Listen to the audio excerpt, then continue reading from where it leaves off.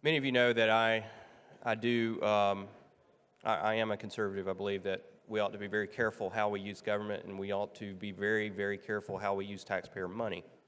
I also understand that there are a lot of farmers in this state that are really between a rock and a hard place as a result of flood damage. This is a catastrophic event. It doesn't happen very frequently. It was a 1 in 1,000-year flood. I've got a lot of farmers in my district, a lot of chicken farmers, a lot of cattle farmers, I believe some dairy farmers. I've got farming in my family. I've got relatives that farm. My granddaddy, or my great-granddaddy, rather farmed. My mom grew up right next to his farm and has many stories of going around and running around on the farm and seeing pigs get butchered, slaughtered, and all this stuff. And so the question here is, what is our responsibility as state legislators? And what were we sent here to do? I believe that we were sent here to look out for the state's best interests within the narrowly defined scope that is our state constitution. And to my knowledge, nowhere in our state constitution does it say that this state is to function as a catastrophic insurance agency, a backup insurance agency, as you will, that our general fund is supposed to recover the losses of any business in any industry that we deem critical that fails. Where is that in our state constitution? If you cannot tell me where in our state constitution that is, then you do not have the right to give taxpayer money to farmers unilaterally as a grant. I would argue the same also applies possibly to a number of other things which we do, but I won't get into that. Right now, we're considering a grant program to needy farmers. Now, am I downplaying or belittling the needs of these farmers? Absolutely not. And so I come with an amendment that I hope that you will agree to with me that will rectify this situation, which we can, in good conscience, I believe, vote for, and to provide some aid to these farmers. Now, what you will see laid out in this amendment is the difference between a hand up and a handout. A handout is money that is freely given, or a benefit or service freely given, for which there's no expectation of return. A hand up, in this case, is a 5-year interest-free loan. We're not considering the farmer's credit. There's very specific criteria in this amendment which matches what the Ways and Means Committee put together for eligibility for the grants. If you qualify for the grant, you qualify for the loan. The only difference is that in 5 years you have to pay it back. In addition, from what I understand, as has been explained, if you, these farmers, some of them had, some aid insurance from the federal government. That only covers a certain percentage of their losses. And then there's also a cap on how much they can receive through this grant. So there's a possibility that there's some farmers in this state that could, even with this bill passed, with or without my amendment, would not entirely recoup their losses. And I'll be honest, can anyone explain to me the sense and the reason in not providing tax relief to farmers in a disaster crop year? Can anybody explain to me how that makes sense? How we're going to give them money and then they're going to turn around and give us back money in taxes? I think that kind of reduces the effectiveness of the intent of this bill. So address that as well in this issue, or in this amendment.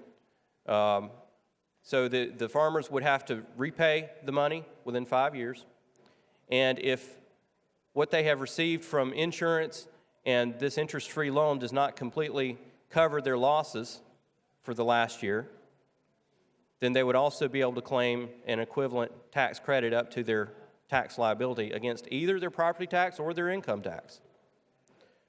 You don't see property tax relief very often in this body, but it's before you now.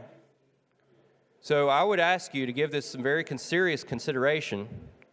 I'm actually going to pull this amendment down because I have another version which has just been drafted which incorporates the language from Mr. Lowe's amendment. I do not want to undo what he did. That was a good amendment. So, Mr. Speaker, I move to table this amendment. Mr. Hill moves to table his own amendment. All in favor say aye. Aye. All opposed? The ayes have it. Amendment is tabled. No further amendments on House Bill 4717. Oh, my goodness. Thank you. I thought that was your old one. New amendment, number 5. Number 5 is Mr. Hill. Mr. Hill, before I recognize you with number 5, I'll tell you that a number of members will have questions at the appropriate time. Thank you. Mr. Hill is recognized on amendment number 5. Thank you, Mr. Speaker. This amendment, the only difference between the one I just tabled and this one is that this one incorporates the language in Section 2 from Mr. Lowe that clarifies the intent of the bill and what the money can be used for. I think that was a good amendment, and I don't want to undo what he did. So with that, I'll take any questions. Mr. Corley recognized for a question. Thank you.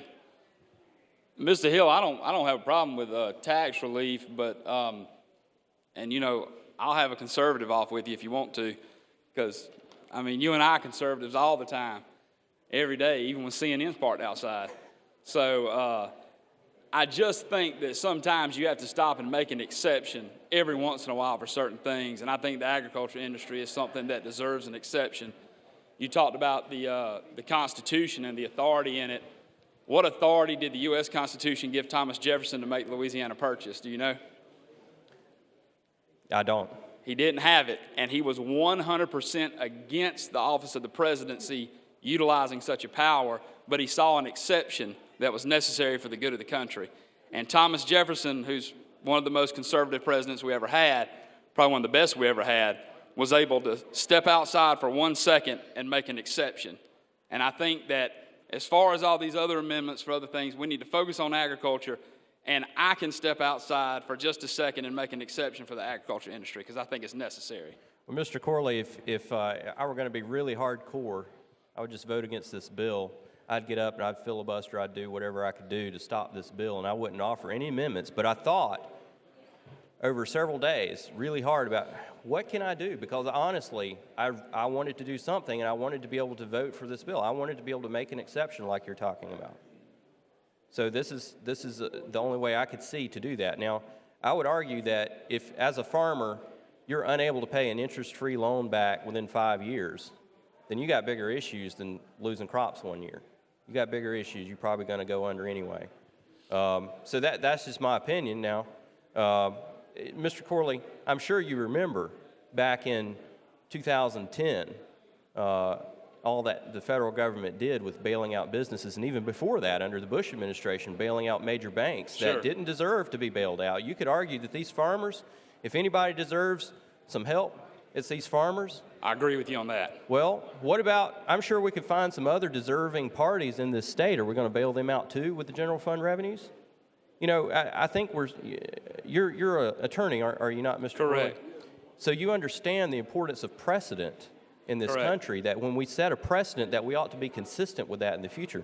So we're setting a precedent, And we're not making an agriculture exception. being the exception to the rule has long been the precedent in this state and in this country, that we will always come to the aid of farmers, because ultimately without farmers we don't eat.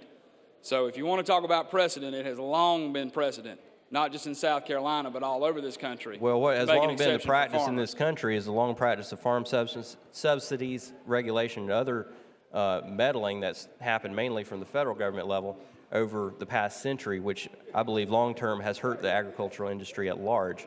And we're at a position today where you have, ethanol subsidies and so forth, where it just totally distorts the natural dynamics of what would otherwise be a free market. So I understand that we're looking to make a one-time exception, but honestly, this bill, and Mr. White will tell you, this isn't a one-time thing. This is a program, and I will remind you what another conservative Republican president of days gone by said, that Ronald Reagan said that there's the closest thing to eternal life on this side of Jordan is a government program. So there's no sunset in here. This is, we may or may not continue to put money into this fund, but as long as the fund exists, there's potential for this to continue to operate. So And I don't have a problem with that as long as it stays for agriculture purposes, because I'll always be willing to fight for the farmers, and I'll always be willing to make that exception. And I'll always be willing to allocate some state dollars for that, because there are some things that we are supposed to spend money on. And if it's not farming, then I don't know what it would be. Well, I think what we keep hearing is, what we're supposed to be spending state money on is things like roads and bridges and law enforcement. We keep not doing that. So I think we're very inconsistent in this chamber with what we say we ought to be doing. Well, I think you'll be too and what weak we to do. drive on the roads if you haven't eaten in a while. So Fair enough. I'm done. But thank you, Mr. Corley. Thank you, Mr. Hill. Mr. Norman is recognized for the counterpoint. Mr. Hill, now, if I'm a farmer and I get the 100,000, tell me what I do to guarantee that to the state. What do I have to sign personally? Do I put up assets? Walk me through You are that. required by the force of law to repay the loan. So, it would be up to, I would assume, the Attorney General to prosecute and make sure that that is collected, or perhaps that would fall under the Department of Agriculture under Hugh Weathers. So, we would enforce this the same way we would enforce any other statute. But in your amendment, it doesn't go into the details of what that means? No, there's no requirement that it simply says that they would have to repay that within 5 years. Within 5 years, and what if they don't? And what if they don't? Then they would be in violation of the law. Okay, but the state doesn't take in, they don't take the farm, they don't take the equipment. Really, there's no teeth to this, though, is there? Well, how do we enforce what happens when someone doesn't pay their taxes? I would You seize the property. suggest that we would enforce this the same way. Well, you seize the property. If you're a If bank, if you owe the state money, then the state's going to take out a lien or judgment against you. The state's going to come after that. so in your amendment, you think that does that. And this is better than what we've got, just giving out money. And again, to me, as I've said, it's priorities. And I have an issue with anything with the Department of Agriculture overseeing this. But if you're saying the state's got some teeth in it, I believe they do. I believe it would be the same teeth that would be used to collect against unpaid taxes. then they seize the property. Yes, sir. Question is adoption of amendment number 2. Mr. Yao moves to table amendment number 2. I apologize. I've been handed number 2, sir.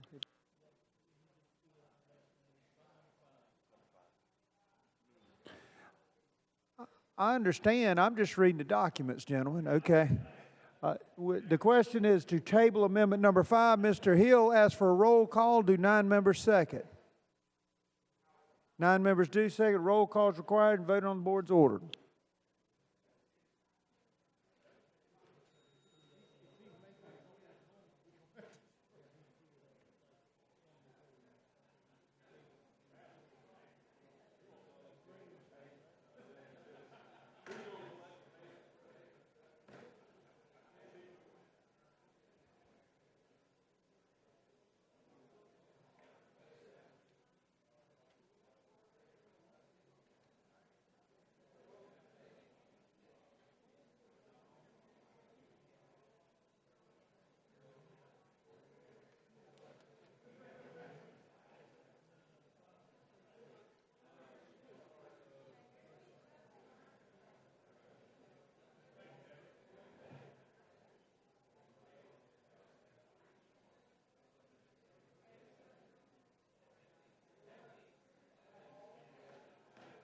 If all members wishing to vote voted?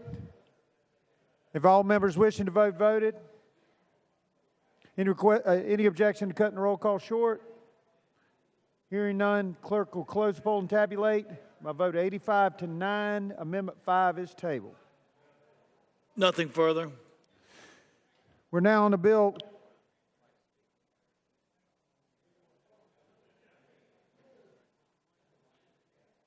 Mr. Hill is requested to speak on the bill, House Bill 4717.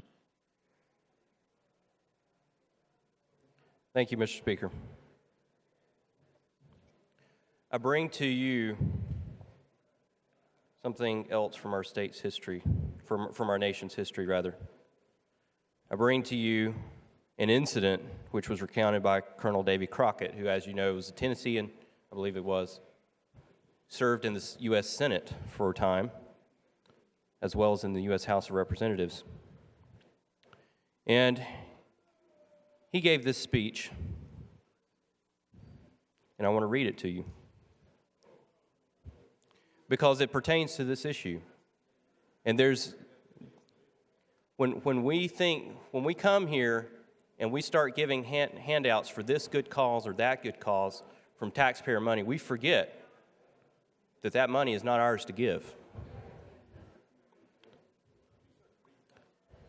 One day in the House of Representatives, a bill was taken up appropriating money for the benefit of a widow of a distinguished naval officer. Several beautiful speeches had been made in its support. The Speaker was just about to put the question when Crockett arose. Mr. Speaker, I have as much respect for the memory of the deceased and as much sympathy for the sufferings of the living, if suffering there be, as any man in this House, but we must not permit our respect for the dead or our sympathy for a part of the living to lead us into an act of injustice to the balance of the living. I will not go into an argument to prove that Congress has no power to appropriate this money as an act of charity. Every member upon this floor knows it. We have the right as individuals to give away as much of our own money as we please in charity. But as members of Congress, we have no right to appropriate a dollar of the public money. Some eloquent appeals have been made to us upon the ground that it is a debt due the deceased, or we could say appeals have been made that it is a debt due to needy farmers in this state. Mr. Speaker, the deceased lived long after the close of the war. He was in office to the day of his death, and I've never heard that government was in arrears to him. Every man in this House knows it is not a debt. We cannot, without the grossest corruption, appropriate this money as the payment of a debt. We have not the semblance of authority to appropriate it as charity. Mr. Speaker, I have said that we have the right to give as much money of our own as we please. I am the poorest man on this floor. I cannot vote for this bill, but I will give 1 week's pay to the object. And if every member of Congress will do the same, it will amount to more than this bill asks.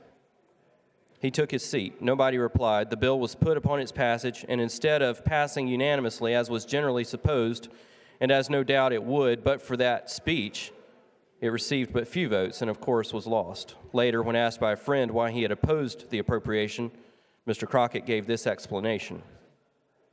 Several years ago, I was one evening standing on the steps of the Capitol with some other members of Congress when our attention was attracted by a great light over in Georgetown. It was evidently a large fire. We jumped out into a hack and drove over as fast as we could. In spite of all that could be done, many houses were burned and many families made homeless. And besides, some of them had lost all but the clothes they had on.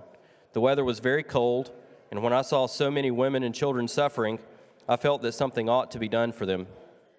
The next morning, a bill was introduced appropriating $20,000 for their relief. We put aside all other business and rushed it through as soon as it could be done. The next summer, when it began to be time to think about the election, I concluded that I would take a scout around among the boys of my district. I had no opposition there, but as the election was some time off, I did not know what might turn up. When riding one day in a part of my district in which I was more of a stranger than any other, I saw a man in a field in a part of my district in which I saw a man in a field plowing and coming toward the road. I gauged my gait so that we should meet as he came to the fence. As he came up, I spoke to the man. He replied politely, but, as I thought, rather coldly. I began, "Well, friend, I'm one of those unfortunate beings called candidates, and yes, I know, you are Colonel Crockett. I have seen you once before and voted for you the last time you were elected. I suppose you were out electioneering now, but you had better not waste your time or mine. I shall not vote for you again." This was a sockdolger. I begged him to tell me what was the matter. "Well, Colonel, it is hardly worthwhile to waste time or words upon it. I do not see how it can be mended. But you gave a vote last winter, which shows that either you have not the capacity to understand the Constitution or that you are wanting in the honesty and firmness to be guided by it. In either case, you are not the man to represent me. But I beg your pardon for expressing it this way. I did not intend to avail myself of the privilege of the constituent to speak plainly to a candidate for the purpose of insulting or wounding you. I intend by it only to say that your understanding of the Constitution is very different from mine, and I will say to you what, but for my rudeness, I should not have said, that I believe you to be honest, But an understanding of the Constitution different from mine I cannot overlook, because the Constitution, to be worth anything, must be held sacred and rigidly observed in all its provisions. The man who wields power and misinterprets it is more dangerous the more honest he is. Mr. Hill, Mr. Pitts has a question. Would you entertain a question, sir? Not at this time. I admit the truth of all that you say, but there must be some mistake about it, for I do not remember that I gave any vote last winter upon any constitutional question. No, Colonel, there's no mistake. Though I live here in the backwoods and seldom go from home, I take papers from Washington and read very carefully all the proceedings of Congress. My papers say that last winter you voted for a bill to appropriate $20,000 to some sufferers by a fire in Georgetown. Is that true? Well, my friend, I may as well own up. You've got me there.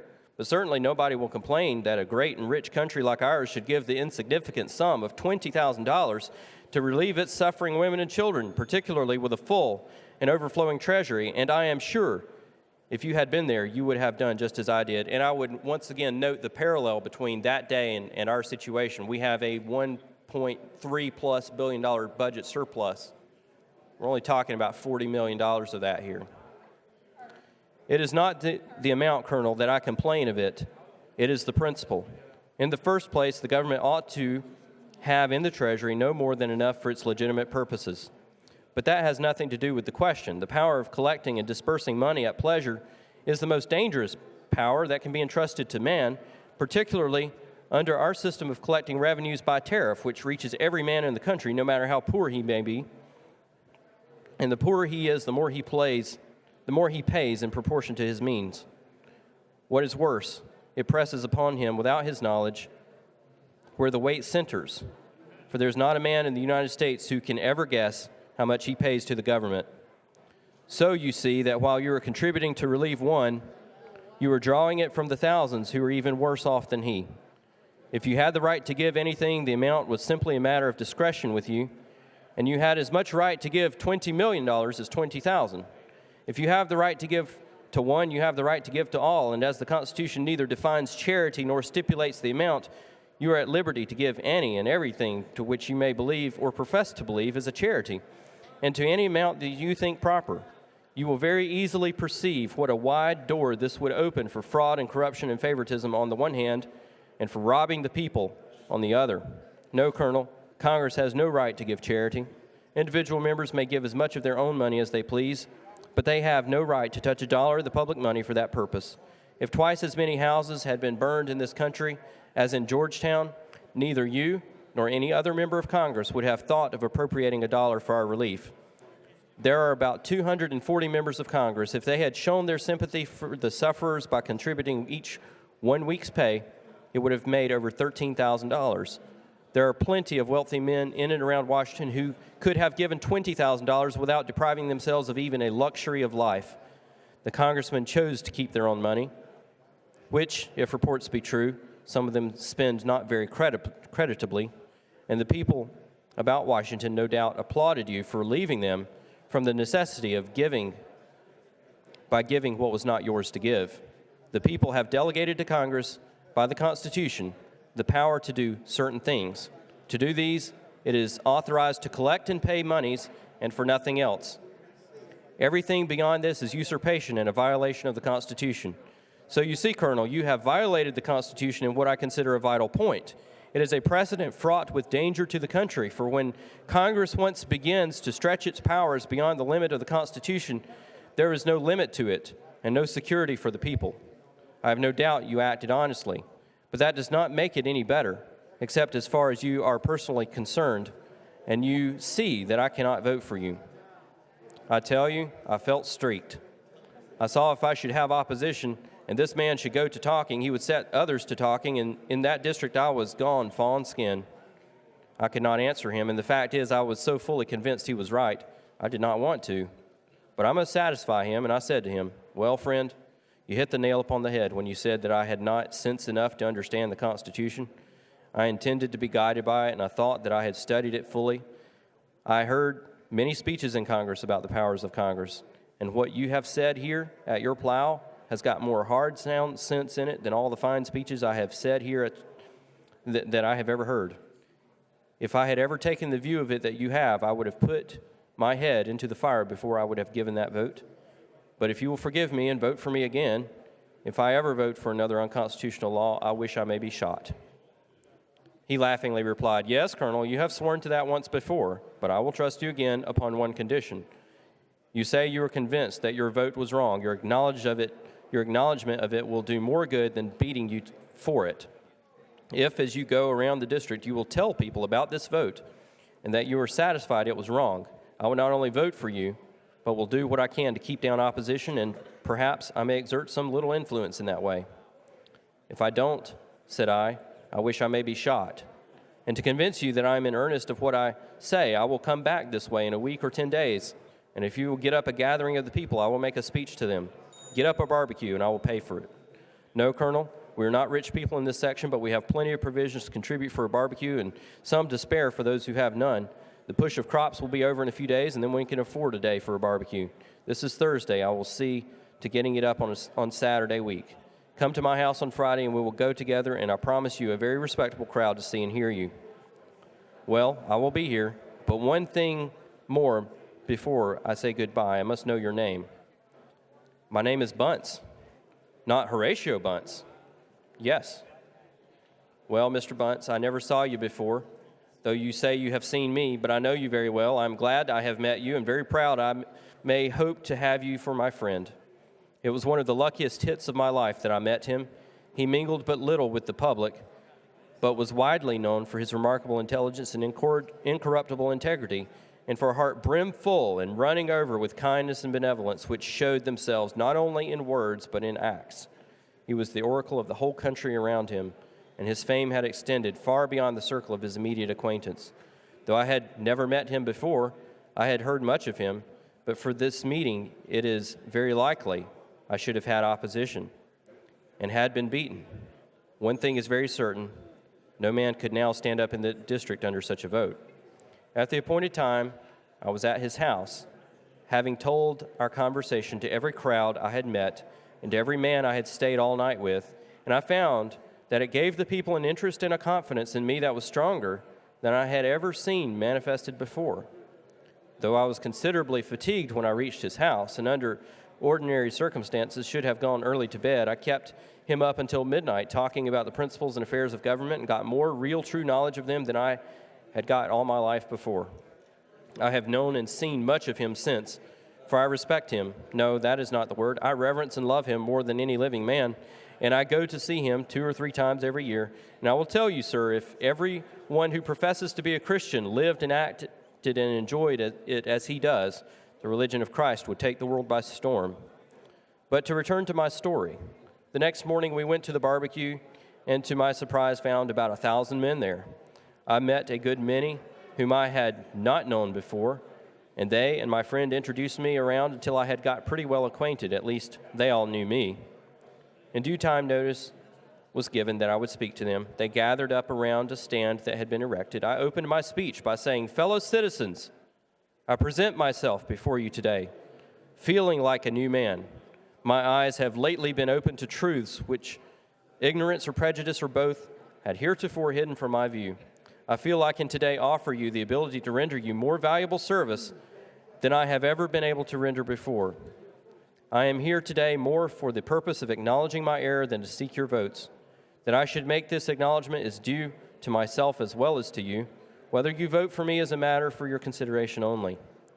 I went on to tell them about the fire and my vote for the appropriation, and then told them why I was satisfied I was wrong, and closed by saying, "And now, fellow citizens, it remains only for me to tell you that the most of the speech which you have listened to with so much interest was simply a repetition of the arguments by which your neighbor, Mr. Bunce, convinced me of my error. It is the best speech I have ever made in my life, but he is entitled to the credit for it, and now I hope he is satisfied with his convert, and that he will get up here and tell you so." He came up to the stand and said, "Fellow citizens, it affords me great pleasure to comply with the request of Colonel Crockett. I have always considered him a thoroughly honest man, and I am satisfied that he will faithfully perform all that he has promised you today." Excuse me, Went down- Mr. Hill. Mr. Pitts, for what purpose do you rise? Sure. Mr. Pitts has requested that we invoke cloture. Ladies and gentlemen, we will be voting on the board. That requires a majority plus 5. So roll call is required. Voting on the board is ordered. The question is that of cloture on this bill. Dude, if you let me ask a question, I told you I missed a piece and I needed you to start over.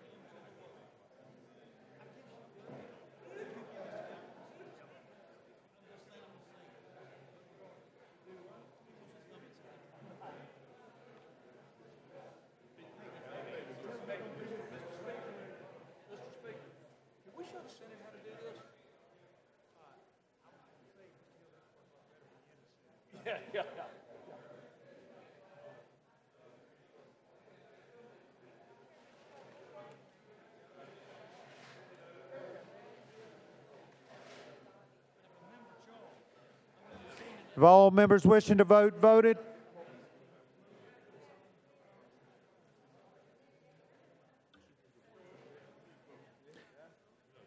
Have all members wishing to vote voted?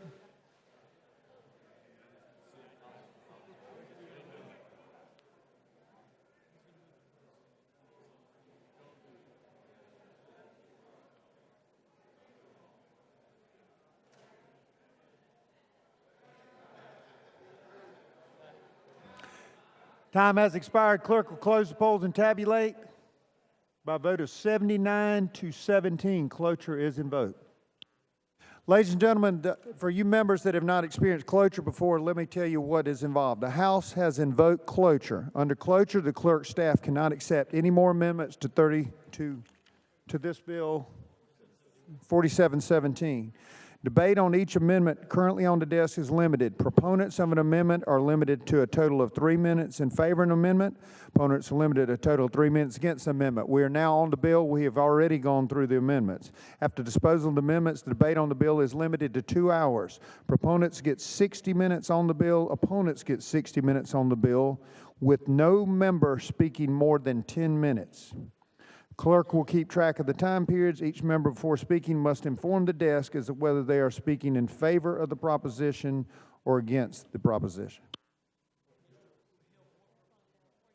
Mr. Hill, for what purpose do you rise? Thank you, Mr. Speaker. I was almost done. My point has been made, but I would like to ask and move that my comments be printed in the journal.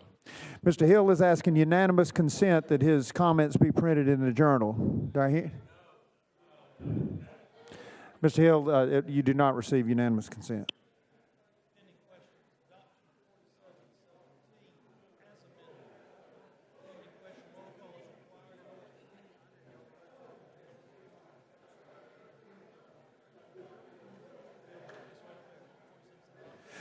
Pending question is adoption of House Bill 4717 as amended. Roll call is required. Voted on the board's order.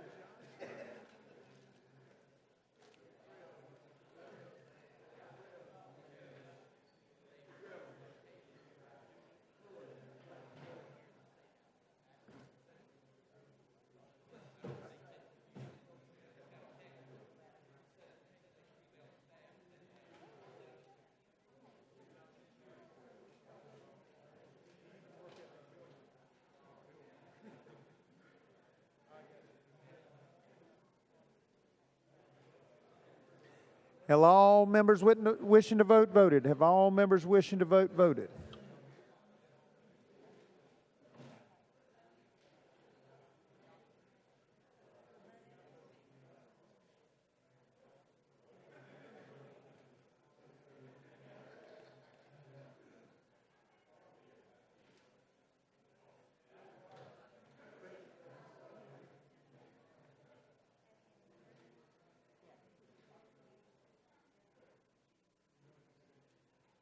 Time has expired. Clerk will close the polls and tabulate. By a vote of 95 to 6, House Bill 4717 receives second reading.